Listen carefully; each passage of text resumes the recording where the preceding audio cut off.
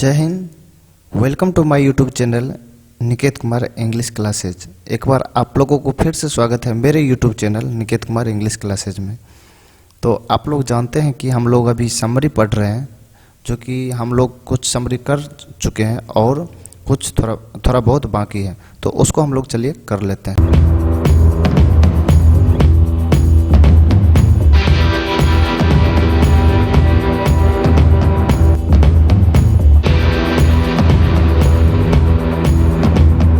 तो आज हम लोग फिर से एक बार बेहतरीन अंदाज में समरी को सीखने वाले हैं।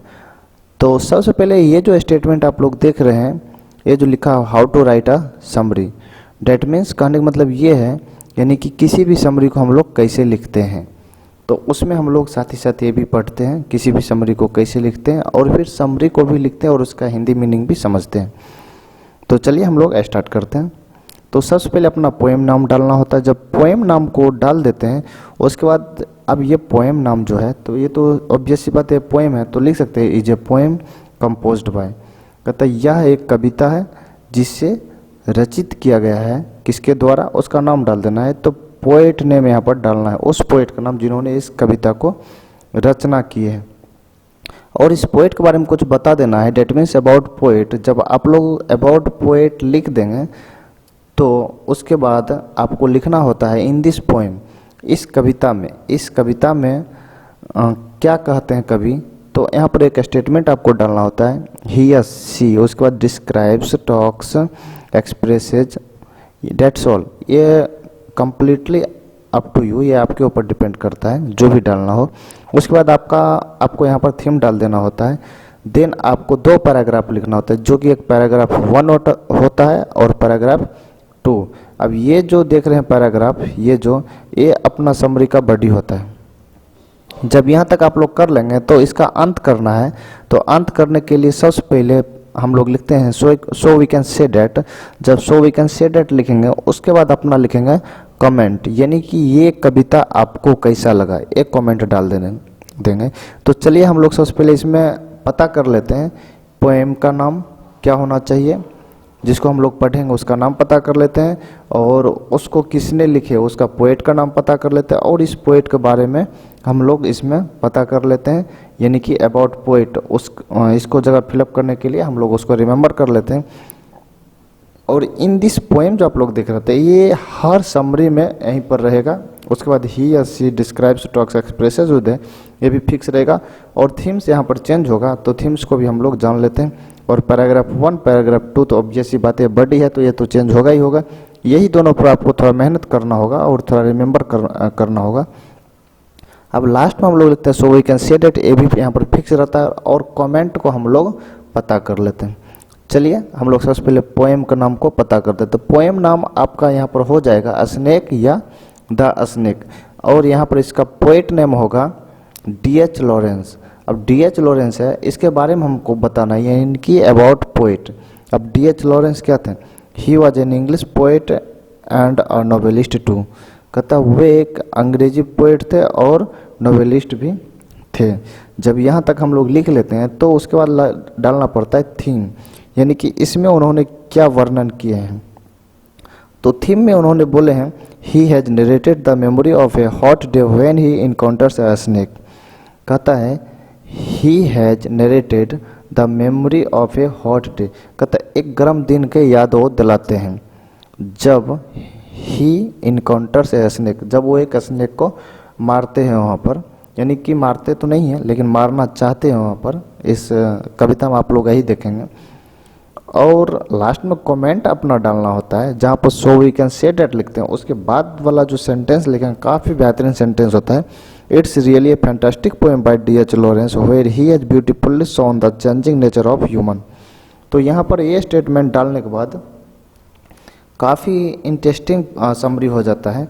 समरी देखने में काफ़ी अच्छा लगता है और एक अट्रैक्टिव समरी बनकर तैयार हो जाता है आपके सामने। तो इसका हिंदी समझ लेते हैं। It's really a fantastic poem, that means इसका हिंदी हम कह सकते हैं यह वास्तविक में एक शानदार पोएम है। फैंटास्टिक मतलब अद्भुत भी होता है। Bye D.H. Lawrence, D.H. Lawrence के द्वारा जो दिया गया है ये कविता काफ़ी शानदार है। होयर मतलब यहाँ पर हो जाएगा जहाँ, कहाँ नहीं, यहाँ पर क्या बोलना है जहाँ बोलना है, ठीक है। और इसका यूज हम आगे बताएंगे जब ग्रामर पढ़ाएंगे। तो होयर ही हैज ब्यूटीफुल्ली शोन, कहता है कि सुंदरता पूर्वक दिखाया है। क्या दिखाया है? The changing nature of human, कहता मानव का जो नेचर चेंज होता है उसको उन्होंने यहाँ पर दिखाया है। तो ये आपका समरी का 80% मटेरियल यहीं पर मिल जाता है, यानी कि 20% जो आपको समरी लिखना होता है, जो उसका जो बॉडी होता है पैराग्राफ 1 और पैराग्राफ 2, वही आपको रिमेंबर करना होता है।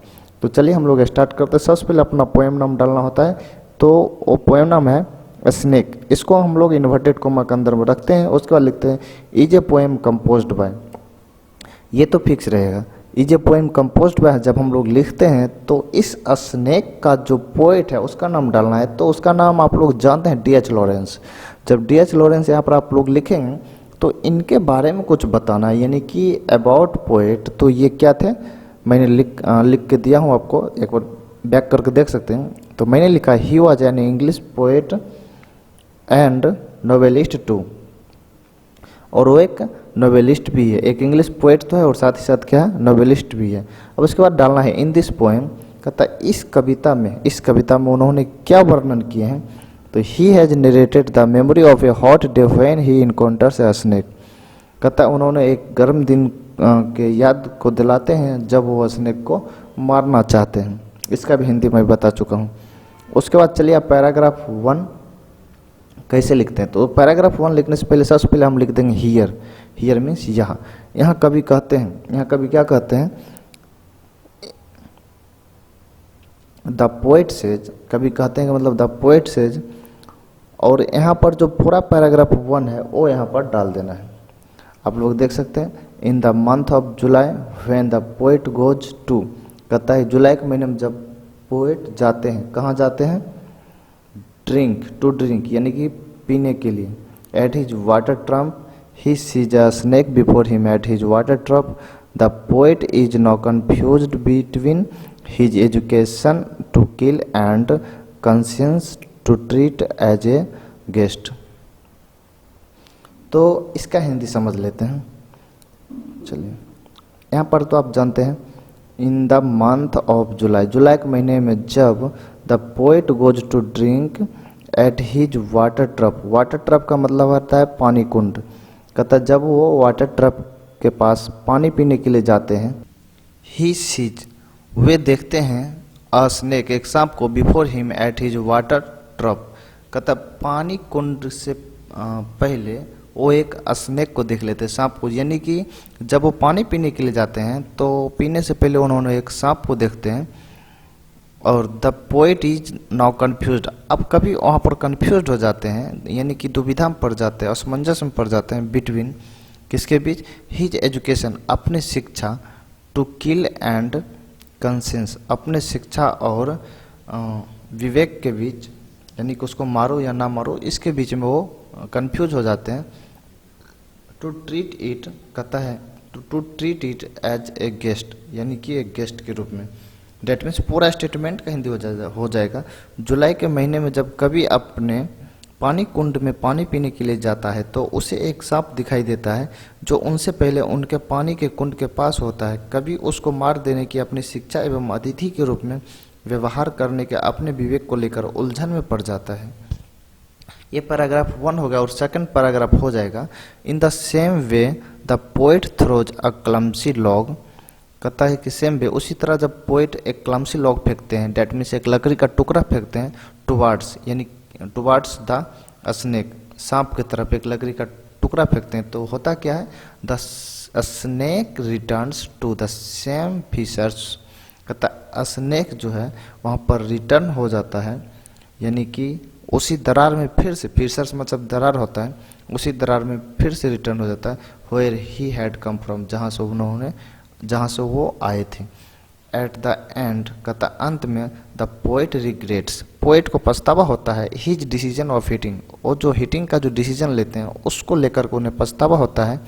And curses himself for this trifle, कहता इस तरह से बिहेव करने को लेकर खुद को कोसता है, खुद को खेद को बताता है, यानी कि फॉर दिस ट्राइफल, ट्राइफल का मतलब होता है नीच काम, कोई भी नीच काम करता है उसको बोलते हैं ट्राइफल। अब लास्ट में जब हम कोई भी लिखते हैं, यानी कि किसी भी समरी को हम लोग अंत करते हैं, तो सबसे पहले लिखते हैं so we can say that. जब so we can say that लिख देंगे तो उसमें कमेंट्स में जो मैंने पूरा स्टेटमेंट दिया था उसको आपको यहाँ पर डाल देना है। तो यही स्टेटमेंट था। It's really a fantastic poem by D.H. Lawrence where he has beautifully shown the changing nature of human. That's all. तो आज का इतना ही। एक बार फिर से मिलते हैं, नेक्स्ट चैप्टर लेकर आएंगे जो कि वो भी होगा समरी के ऊपर। जब तक समरी कंप्लीट नहीं होगा मैं समरी डालते रहूँगा। देन आपका होगा ऐसे, जो कि ऐसे जो है निबंध काफ़ी शानदार अंदाज में होगा, एकदम ट्रिकी के साथ होगा, कभी भूल नहीं पाओगे। ओके, तो फिलहाल इतना ही, मिलते हैं अगला वीडियो में। जय हिंद।